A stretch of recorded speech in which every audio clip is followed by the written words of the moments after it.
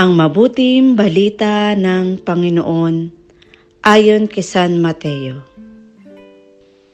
Nung panahong iyon, sinabi ni Jesus, "Lumapit kayo sa akin, kayong lahat na napapagal at nabibigatan sa inyong pasanin.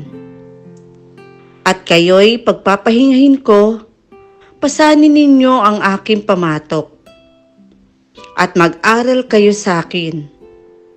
Ako'y maamo at mababang loob. At makasusumpong kayo ng kapahingahan para sa inyong kaluluwa.